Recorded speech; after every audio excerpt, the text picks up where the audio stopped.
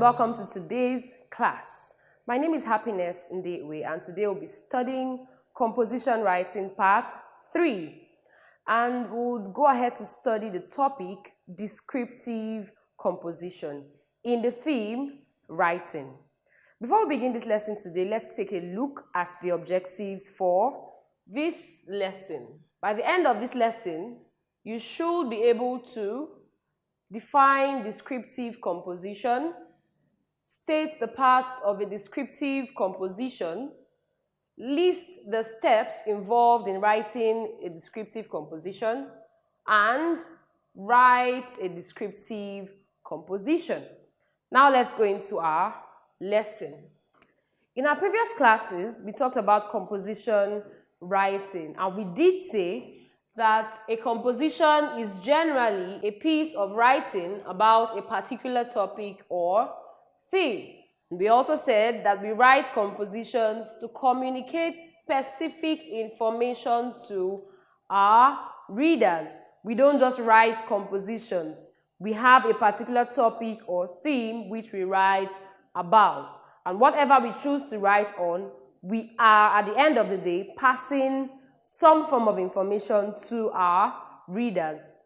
Compositions are well thought of before they are written, and the writer passes on his thoughts to his readers in an orderly manner. When we write compositions, we pass on our thoughts to our readers, or we write in an orderly manner. We don't write haphazardly. We don't mix up different information. We organize our thoughts properly so that our readers would be entertained and they would enjoy what we have written.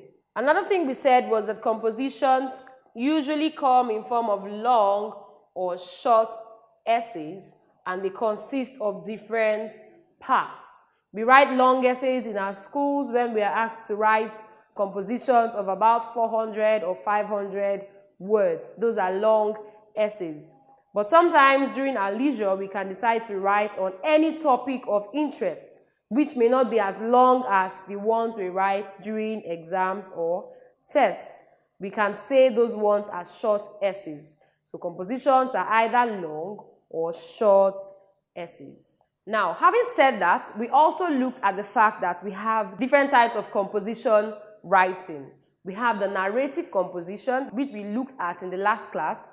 And we have the descriptive composition, which we will look at today. We also have the expository composition and the argumentative composition. Now, what is a descriptive composition? When you hear the word descriptive, what comes to your mind? I'm quite sure that when you hear descriptive, what comes to mind is the fact that that thing gives detail. Whatever you're referring to gives details about something else. That thing describes something else. When you say something is descriptive of another thing, you mean that that thing describes or gives details about something else. Therefore, a descriptive composition is a kind of composition that requires that the writer paints a clear picture of his topic or theme with words. Now, remember that I mentioned earlier in our previous classes that when we write compositions, we write about a particular theme or topic. We don't just write like we are writing letters or long essays. We must have a topic or theme which we are writing on. Now, a descriptive composition, or the writer of a descriptive composition, paints a very clear picture with words about his topic or theme. The writer does this by describing people, objects, places, events, or ideas with suitable words. The writer of a descriptive essay describes people, places, anything at all with suitable words. When we describe or when we write descriptive compositions, the writer describes the subject in detail such that he engages the reader's sense of sight, smell, hearing, touch, and taste. And of course, this helps the reader of such a composition to have a mental picture of what is being described. This is what the descriptive composition is all about. The writer simply paints very clear pictures of his writing, describing the people, the animals, or the places, or things, or events he's writing about with suitable words, such that when someone picks up that work or that piece of writing, you're able to visualize or have a mental picture of what the writer has written down. So the writer of a descriptive composition engages the reader's sense of sight, smell, that is, the reader is able to see what the writer is seeing, hear what the writer heard, taste what the writer tasted, and touch what the writer touched. So these elements are put into consideration when writing the descriptive composition. Now, still talking about the descriptive composition, unlike the narrative essay that uses stories to explain a topic, the purpose of a descriptive essay is to explain or reveal the meaning of a topic through vivid description and detailed observation. And this is done with the use of our 5 senses. Now, unlike the narrative essay that uses stories to throw more light on a topic, the descriptive composition uses vivid description of people, things, places, events, or ideas to explain a particular topic. So while the narrative essays use stories, descriptive essays use vivid description. The descriptive composition uses the power of language to make a topic come alive for the reader. And this means that the author uses appropriate language that will make his readers have a mental picture of what his writing describes. The readers should also be able to see what the writer saw, hear what he heard, feel what he felt, taste what he tasted, and touch what he touched. Not literally, but mentally. All of these things go on in the minds of the readers when they pick up descriptive compositions to read. They don't see it physically. They don't see what you're describing physically. They don't hear it physically, but mentally. So a composition, a descriptive composition, should be able to bring these details alive to the reader such that he has a mental picture of what you're describing. If you're describing your favorite food, for example, or how to prepare your favorite food, the reader of such a composition should be able to visualize the processes involved in actually preparing that food without actually preparing it himself. So the writer of a descriptive composition must be detailed enough, taking into consideration the 5 senses of his readers. Now, there are different options to choose from when we are asked to write descriptive composition or essays. We can choose to describe the following, any of these elements: a person, a memory, that is something you can remember, an experience you had, an object, a place. It's important to know quite a lot about whatever we choose to write about or describe. Now, whether you choose to describe a person, a memory, an experience, an object, or a place, ensure that you know a lot about what you want to describe so that you don't run out of details. Because if you run out of details too early in your writing, you find out that your writing will either be too short or not detailed enough for your readers to enjoy. And the beauty of descriptive compositions or essays lies in the fact that they comprise of detailed description by the writer. So if you want to describe a person, for example, you need to know the person very well, not just physical appearance, but the person's characters, the person's likes and dislikes, and all of that.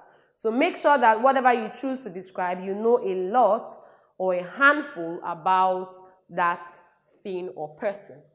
Now, let's look at some details to take into consideration when writing descriptive compositions or essays. The first thing we should do is choose a topic. Because the purpose of a descriptive essay is clear enough, that is, to describe a person or people, place, situation, concept, and organization, and so on, because this is the purpose, the first thing we do is choose a topic. We should choose a topic that has many interesting features or ideas to describe, just like I pointed out earlier. Don't choose a topic that you know little or nothing about. Don't choose a topic that would have you run out of details too early in your writing. If our topic is about a particular person, for example, we must ensure we know quite a lot to describe about the person, so that we do not run out of details too early in our writing. And in such cases, we can choose to write about our parents, brothers and sisters, friends, or relatives. It is ideal to choose people that are close to you when you want to write a descriptive composition about a person.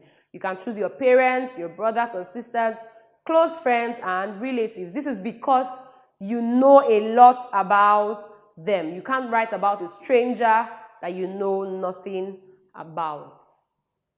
Now, on the board here, we have some topics that we can write descriptive compositions on.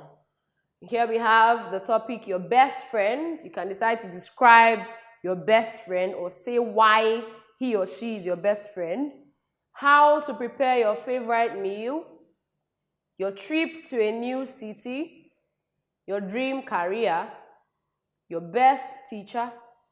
Your first day on the farm. Your favorite pet. A funny memory, or your best sports. The list is endless. There are a lot of things to describe or write descriptive essays on, but these ones can be a starting point for you if you intend to write a descriptive composition. You can choose from any of these options. Another thing to take into consideration when writing descriptive essays is that we should use vivid descriptions. Adjectives and adverbs help us describe vividly. This is because adjectives are words that describe nouns, that is, people, things, animals, places, and concepts or ideas, while adverbs describe verbs, that is, action words, and other adverbs. Now, adjectives and adverbs are called descriptive words or describing words because they describe other words. Now, these two parts of speech are very helpful when writing descriptive essays because they help us describe people, actions, things, and what have you. They are descriptive words, so they help us really describe vividly what we want to talk about. Adjectives and adverbs help us paint a clear picture of what we are saying in our writing.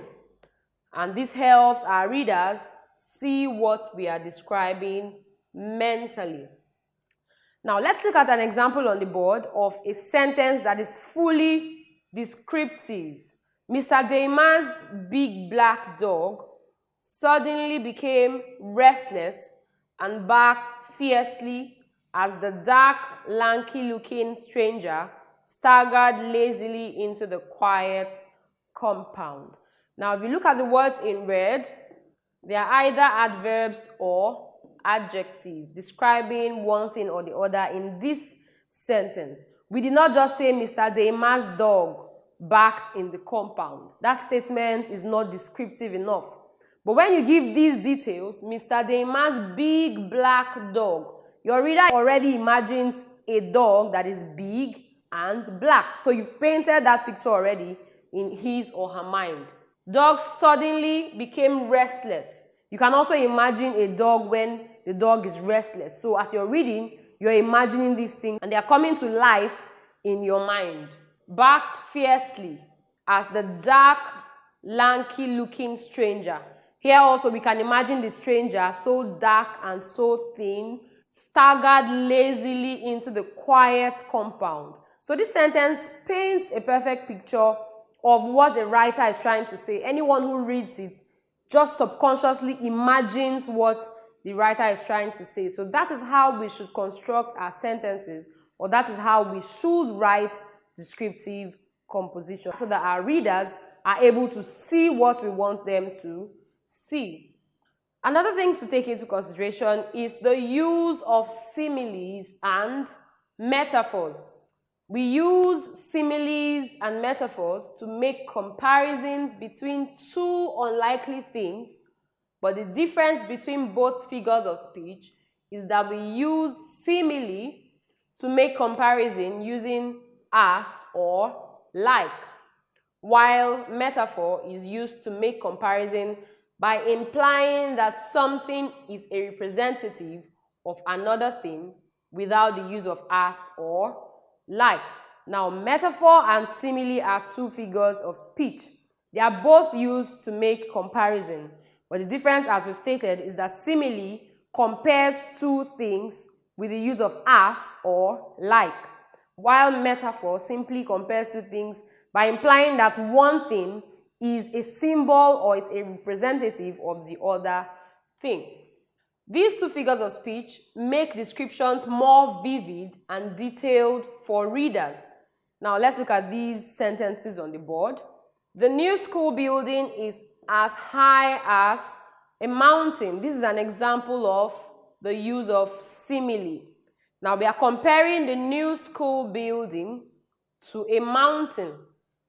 We are comparing the height of this building to the height of a mountain. So when you say the new school building is as high as a mountain, already the person you're talking to or the person reading that you're writing has imagined how high a mountain is and how high the new school building can be. So you've painted a picture already. This is an example of simile because we compared both objects with as. The next sentence reads, the inter-house sports competitions are always a beehive of activities. This is an example of metaphor. And here we are comparing inter-house sports competitions to a beehive. And if you've ever seen a beehive before, you know that a beehive is the home of bees and it's a very busy place. You see bees flying all over the place. So when you say a place is a beehive, you mean that that place is a very busy or rowdy place. But here we didn't compare both using as or like.